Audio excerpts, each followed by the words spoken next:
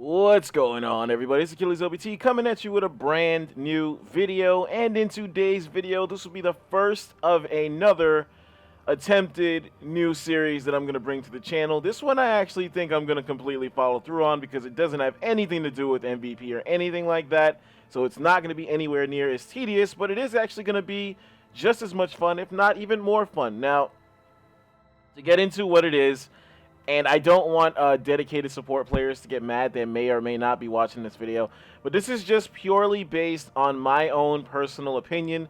This is going to be my take on where the supports are in the game from 10 to 1, seeing as there's exactly 10 supports in the game. If there was an 11th, the video would be starting with the 11th. So we're going to start from the bottom and work our way up.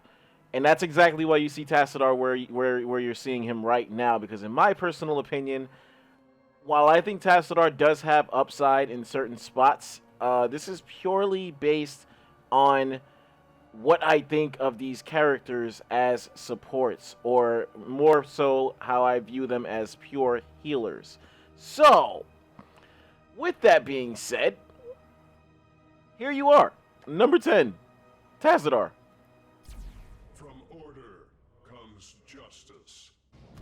Alright, we currently find ourselves on Blackheart's Bay, and as I was saying in the intro to this video, one of the things I was saying was that Tassadar does in fact have his spots where he's really good.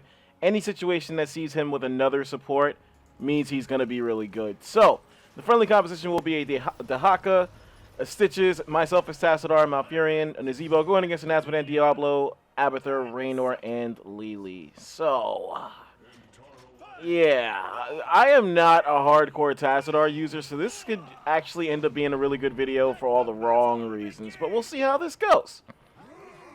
I'm going to go for the Globe Talent at level 1 because I feel like if I'm going to be spamming shields on people, I'm going to kind of need mana to do that. So, just leave that there.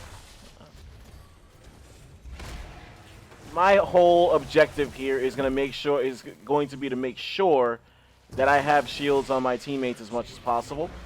Now, the good thing about Tassadar's shield is that it actually runs on a very, very low cooldown. I almost feel like a lot of his abilities run on a low cooldown, with the exception of his vision, which would be this. Which, I'm not going to lie, I probably could have did a better job of using that right at the start. But again, I definitely want to mention that I'm not a hardcore Tassadar player. So, I don't want anybody getting confused here thinking that you're going to see a top level plays, because you're not. If you're looking for a top level Tassadar, you're in the wrong place. That being said, we also do have to keep an eye on our globe count as well, so that our mana isn't an issue. So, right on cue, we're going to grab up another one, and we're going to rotate downward here because there seems to be a bunch of red circles here, and I don't like that. So we're going to cast some vision on these guys. Lily does have 4 coins at the moment. Just got to keep my eyes peeled here. Now, I can actually put a shield on the Haka, no problem. And again, I feel like I can get a little aggressive with my shielding on him, just because the cooldown is so low on the ability. Damage is going to be hard to come by with this composition, so we're really going to... It's really going to be like who lasts longer. Like, these are going to be like sustained battles, like, at best. And you see we're doing a good job with it. No doubt a lot of that is attributed to the fact that we have Malfurion on our team. Not going to really say anything more about Malf because he's going to be a part of this series as well, albeit at a later time. So, and I can only imagine that the guys that have been hanging out on stream that may or may not be watching this video right now are shocked that I'm doing this series for 1. 2, shocked that I'm not leading the series with Lily. But no, as much shit as I give people for picking Lily in Hero Leagues, she is not the worst support in the game. Not even close. So, I'm going to go for Leeching Plasma. I'm going to go for a straight-up conventional Tassadar build here. Even though we're very, very low on auto attackers, and it's something that I've mentioned on stream a number of times, why I don't think Tassadar is necessarily, like, good, if you will, is that his healing is fully dependent on auto-attacking heroes. Like, you see, every time I attack now with my shield up, I get damage back as health. So, that's going to be the lion's share of my healing. If not, it's just going to be preventing damage. Other than that, if I'm not preventing damage, like, I'm not really doing anything out there. So, if I have no auto attackers on my team, which honestly I kind of don't in this video right now, I'm not going to be getting a whole lot of value out of the healing portion of my build. That being said, I still want to have the build intact just in case I need it. Now, the Haka is one of the lone exceptions here, that he does auto attack just because he's a melee character. So he can actually get some kind of value out of that upgrade. I'm going to put that there and take care of all of those. Nobody around. All we're trying to do is stay close to our team. That's about it. I'm going to put this on myself. Unfortunately, Diablo did actually move as soon as I tried that. I'm going to put that there. It almost seemed like it zoned for me a little bit there, which is interesting.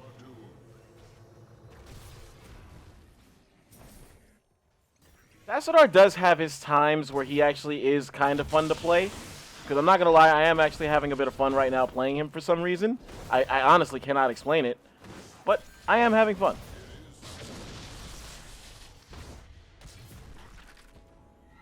See, now, if I was a good Tassadar player, I would have put a shield on Stitches right there for him to heal up off of the minions. But a good Tassadar, I am not. I don't want anybody getting any misconceptions here, thinking that my ranking of him is purely because I'm not good with him. That is not the case. It's just purely based on his healing capabilities. That's all. That's where I'm rating these guys. So I'm gonna go for Kala's Embrace here at 7. What this is going to do is make my shields permanent to some extent. So that even if I'm not around, you see the shield shield bubble still actually does what it's supposed to be doing. It'll actually linger. So we don't have to be Johnny on the spot all the time, in other words. Wow, that is really obnoxious. It never fails, man. Like, I could go like 4 hours without hearing a single siren outside. The minute I start recording a video, just everything goes crazy outside. Now, I'm not too worried about anything that Diablo might be trying to do here because I have an escape, a built-in escape. So he's not going to be able to really scare me all that much.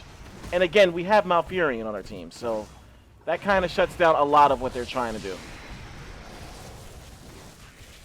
I am going to have to put a shield onto Haka there. If anything, this is a good video to actually showcase for people who think double support is dumb. I'll put one of these on myself. Oh, shit. Hey, guys. I just realized I had coins. See, like, right there, I was definitely tunnel visioning, like, thinking about, like, what I have to do as a support player and whatnot. And just completely forgetting that I had coins on me, that I could actually get us a turn in. I'm not going to hit tab at all because there's really no need for me to do that. I am not going to be doing that much healing in this game. But again, it still serves the whole point of the series. This is exactly why I have him all the way down here at 10. There's a reason why I think there are 9 other heroes better at healing than him. Now, the one thing I will say is that healing is not the be-all, end-all of a support. I mean, they're called supports for a reason. There are characters who actually are phenomenal, you know, quote-unquote supports. I would actually argue that Tassadar is one of them. But, again, we're going to be getting value out of him this game purely because we have an actual healer on our team. If we were the only source of support that our team had, this would be going like a lot more differently. Now, I'm going to say it in advance right now. I am not a good wall user at all. I just do not get good walls off. That wall right there is probably the best wall you're going to see me land for the duration of the game. And it's going to be a feels bad man kind of situation.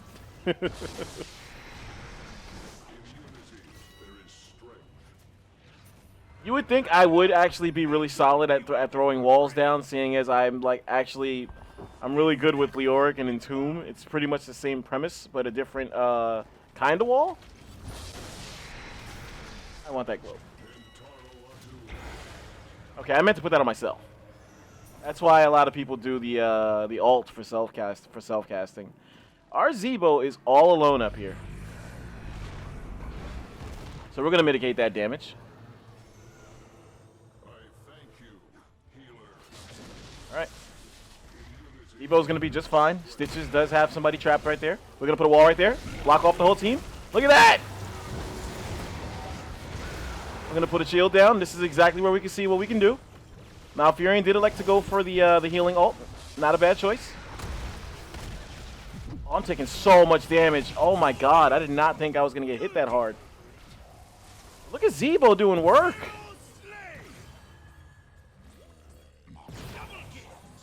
Right there, I should have used my E, the only ability you haven't seen me use yet, which makes Tassadar extremely good in certain spots, is that he has a get-out-of-jail-free card. A get-out-of-jail-free card that I just openly chose not to use. Easily, I could have survived that if I would have used it, I think. Easily. We're leading in hero damage. What the fuck? Hey, look at this guy. I'm going to pre-shield myself. I'm going to grab this globe. I'm not sure if I got 2 globes out of that. I thought I heard two rings right there. And we need to make our way to these chests. I don't feel like I'm playing that bad, but, you know, again, I am not a good Tassadar. And I just really, really want to make sure I drive that point home.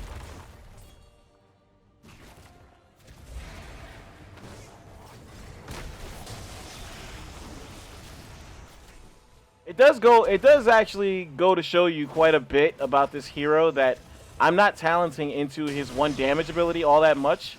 And we did a little while ago have the high score as far as hero damage on our team. So his W is actually really good if you can land it in a spot where it gets value, like this right here. It's gonna get full value on that right there. So we're gonna be going for prescience. This is actually gonna save me in spots like the one that I just got killed in, because this will automatically give me my get out of jail free card without me having to press the button. And it's on its own separate cooldown as well. That's another thing that I'm not doing a whole lot of, is vision. Look at that. And we're going to try and put a wall out in front.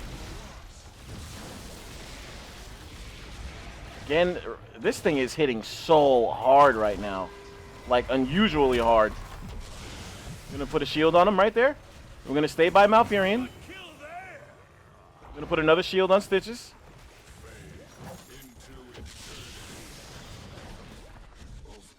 Honestly, okay, yeah, thank you. I was like kind of torn right there on what we should be going after, because it appeared that our 2 guys were going in 2 separate directions.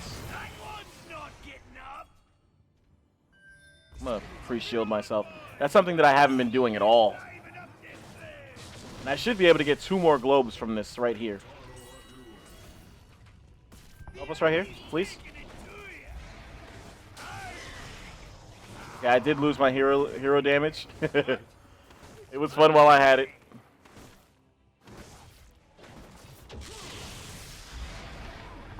Okay. We're gonna get another globe out of that. I forget where the globe talent cuts off. I think it's 25 for mana. It's 25 for mana and 30 for health, I think. This game is going surprisingly well. Like, we have double the amount of kills as the enemy team. But again, we have Malfurion. And I'm just going to keep giving him credit for everything we're doing right now. It ain't just that he's got good heals. It's that he has cooldown reduction on command. Which makes all of us better. Alright, so we did notice that they were up by the vision up there. I accidentally clicked my map. Hey, we got a turn in. Yep, let's go up top. Let's go up top. I was about to say, and we lost the building, rip, but it was actually... Oh, nope, yep, we did lose a building. Rip.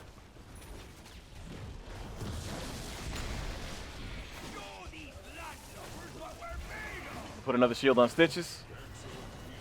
I'm not going to hesitate to put shields on guys when they're clearing out waves, because that still counts as auto attacks, which still counts as healing.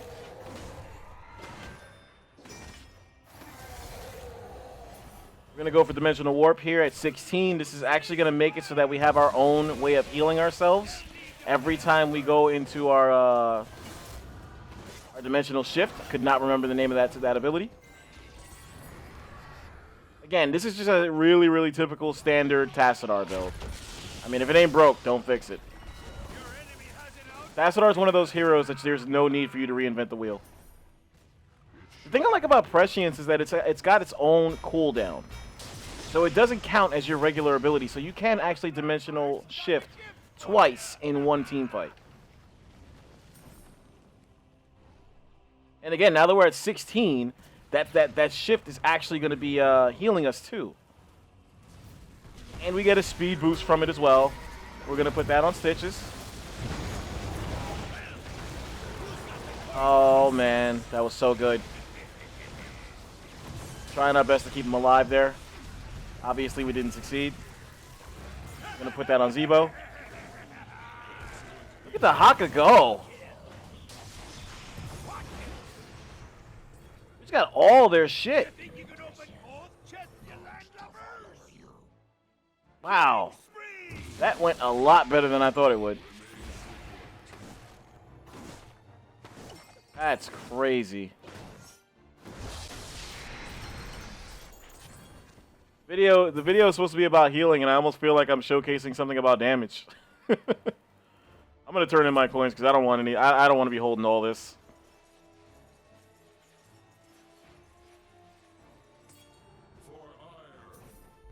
Okay, I did my part. I'm gonna go collect my last globe here. I hope that I don't pay for this. Okay, they're going to defend stuff, so I think we'll be all right.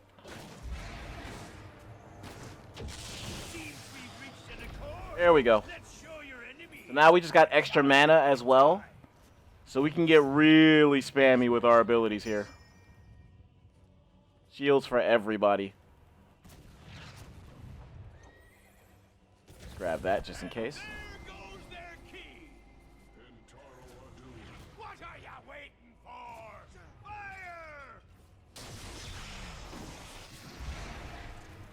Look at that. We put 1,000 health on whoever we shield initially. That's insane. That's a good hook. We're gonna put up a wall. I tried to put up a wall. Instead, we did the opposite. Well, I did kind of forget. I'm not gonna lie. I kind of forgot that I have it. I don't want to be like a bit of a hypocrite here and act like I just made a mistake or something. I don't even know if that's the right word. Okay, so he grabbed that. We're gonna put up the wall. Again, not the greatest wall. Okay, if nothing else, I'm kind of glad that I'm doing bad with these walls, because then I'm not lying. I said at the beginning of the video that these were gonna be some shit walls, and the first two I put out were not bad. I am definitely inexperienced with this hero. Our damage fell off as soon as we gave ourselves credit for that. You notice? 32,000 healing is not bad considering we don't have auto attackers. Remain vigilant. All right, Zebo just made a play. I'm gonna stay close because I feel like Malfurion's gonna catch up to him by the time he needs our help. And Dahaka actually swooped in. That was good. That was fantastic. I almost want to call boss. I know Dahaka does. Yeah, let's go.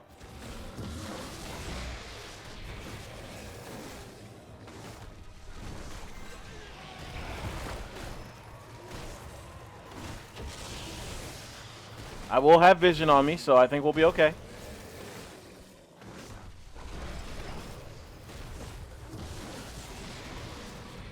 Oh shit, I might have put it prematurely. So we're going to go for Storm Shield here at 20. So that we have an extra shield on deck in team fight scenarios. Man, his level 20 lightning is really strong. Raynor's down here, by the way. I'm not sure if anybody else noticed that, but Raynor is definitely pushing our side. Stitch has definitely just walked into it. Again, not worried about this because we have Malfurion right there. And we have our own source of healing. I'm going to put up that wall and block him. Did put a shield on Malfurion there. Another good wall by Zebo, man. They have been on point.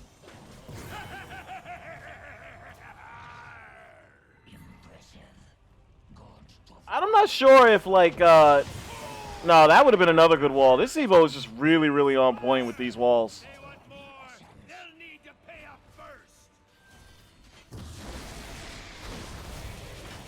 The enemy team right now has to just be feeling the weight of the double support. Honestly. They have to be over there just feeling like, you know, like we just don't have enough damage to kill these guys.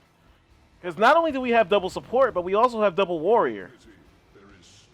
Which is kind of absurd now that I think about it. Because all we have to do is outlast them. That's it. I remember to do it this time, guys.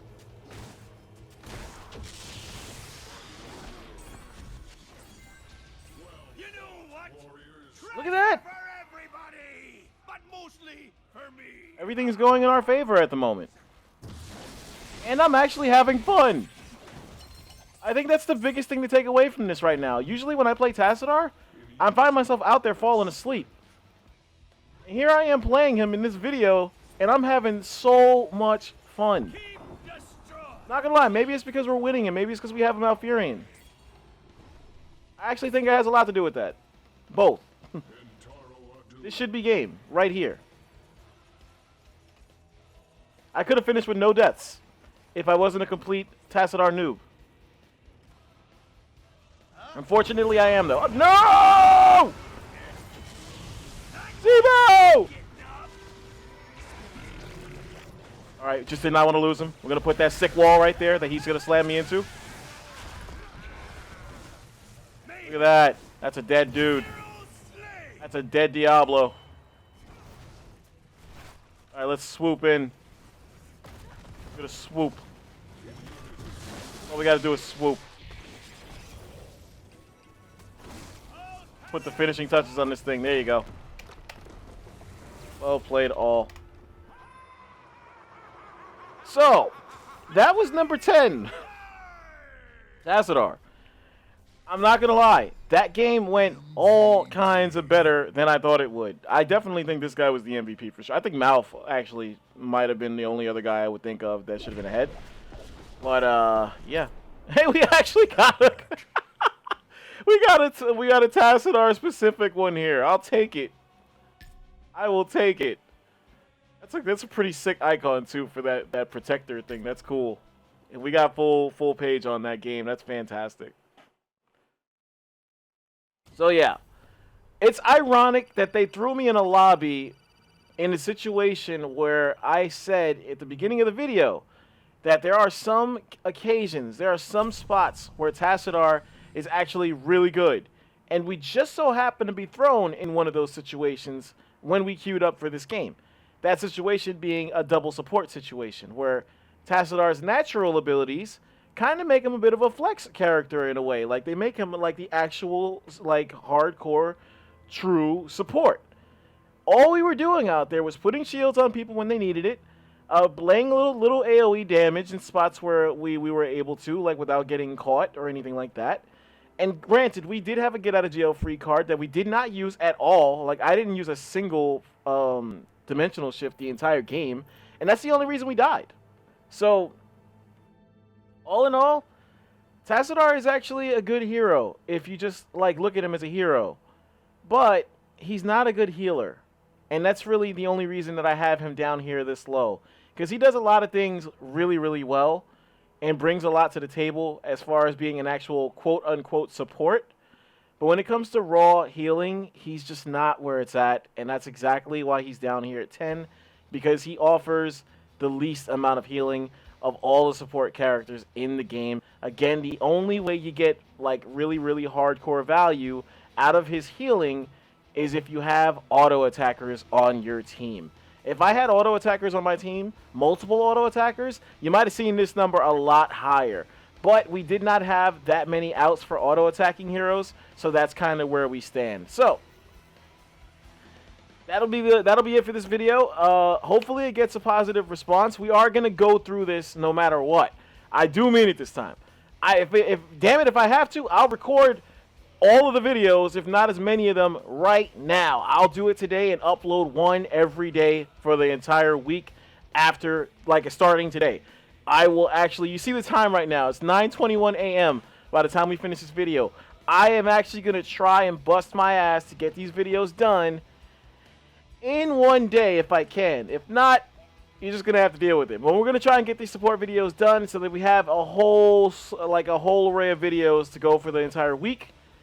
And hopefully it's something that you enjoy. As always, I appreciate the support. This is Achilles LBT. That's Achilles with the Z. Remember it.